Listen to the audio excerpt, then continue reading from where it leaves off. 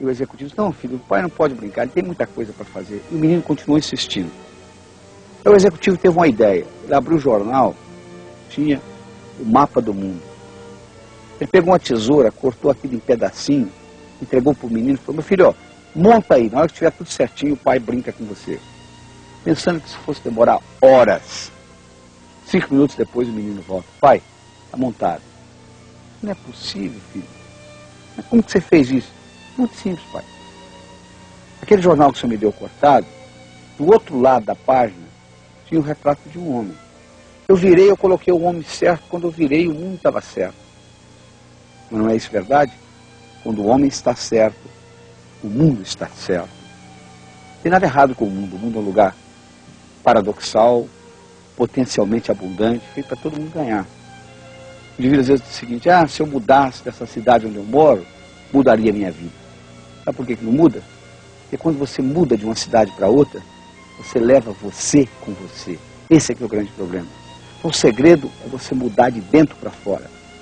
E para você fazer isso, você tem que entender como que o cérebro funciona. Você tem que entender que um passarinho para voar precisa de 2 asas. Você nunca vai encontrar um passarinho voando com asa só, por mais forte que ela seja. O indivíduo, para ser bem sucedido na vida, ser integrado, ele tem que fazer uma integração entre o hemisfério esquerdo e direito, que tem funções diferentes. O hemisfério esquerdo, ele é racional, ele é verbal, ele é detalhista. O hemisfério direito, ele é não verbal, ele é holístico, ele é artístico. O hemisfério esquerdo, ele vê a árvore, mas não consegue ver a floresta. O hemisfério direito, ele vê a floresta, mas ele não consegue ver a árvore. Então o que nós temos que fazer é uma combinação dessas duas coisas, da razão e da emoção. Todas as vezes que a razão brigar com a emoção, nós pagamos um preço. Se o indivíduo disser o seguinte, vou roubar um banco. Por quê? Porque lá que tem dinheiro.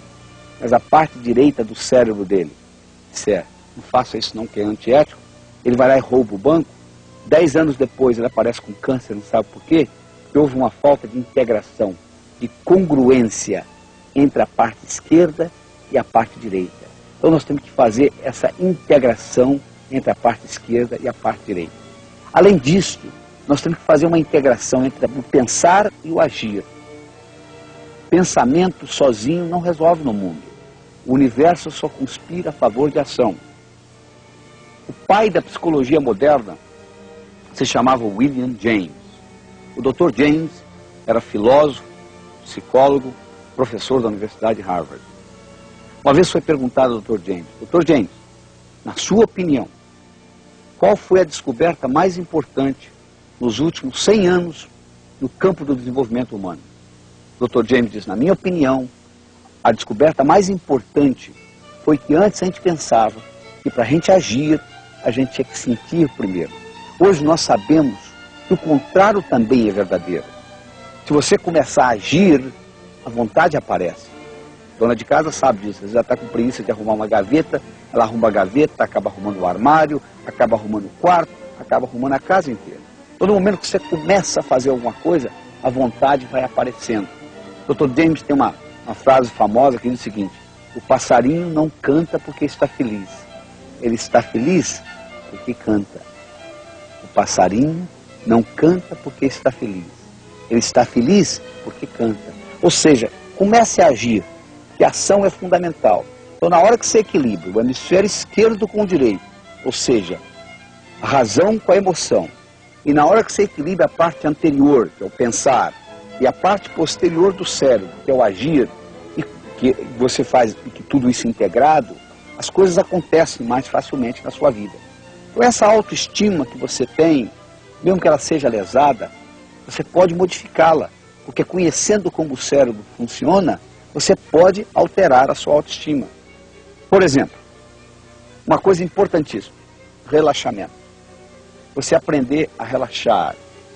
Todas as grandes descobertas foram feitas quando o descobridor, o inventor, estava relaxado.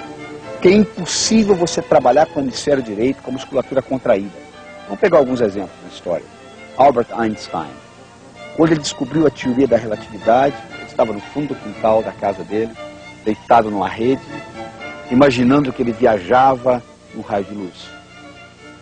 Arquimedes, quando descobriu o princípio de Arquimedes, e saiu correndo na rua nu, gritando eureka, eureka, eureka, achei, achei, achei, ele estava numa banheira tomando banho.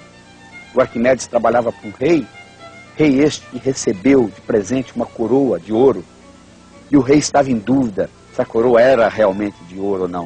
Então ele chamou Arquimedes e disse, ó, você vai ter que descobrir se essa coroa é de ouro ou não, eu tenho misturado prata, sem destruir a coroa, que até então era impossível. E o Arquimedes foi com aquele problema, pelejou várias horas, vários dias, não conseguiu. Até que ele desistiu, foi para casa, entrou numa banheira para tomar um banho. Na hora que ele estava relaxado, de repente veio a ideia de onde surgiu o princípio de Arquimedes. Ele descobriu que sem destruir a coroa, ele conseguia, através da densidade da prata e da densidade do ouro, colocado na água, saber se a coroa era realmente pura, somente o ouro ou não. Então o relaxamento é fundamental. Nem que você relaxe 2, 3, 4, 5 minutos por dia. Você tem que parar e deixar o cérebro direito trabalhar. Einstein já dizia, imaginação é mais importante do que conhecimento. Segunda coisa importante que você tem que entender é a habilidade de visualizar. Uma visualização bem feita, quando bem feita, o cérebro não sabe se aquilo realmente aconteceu ou não. Mas nós não aprendemos na escola. Na Universidade de Yale, nos Estados Unidos, eles fizeram um estudo, eles pegaram 30 estudantes que não sabiam atirar. Deram para eles um revólver e 10 balas. E puseram um alvo e cada um deu 10 tiros. Placar horrível, ninguém sabia atirar. Dividiram em 3 grupos de 10. O primeiro grupo viria ali 5 vezes por semana, durante 6 semanas, 20 minutos por dia, praticar atirar. O segundo grupo, 5 vezes por semana, durante 6 semanas, só que não atiraria, praticaria só com o dedo.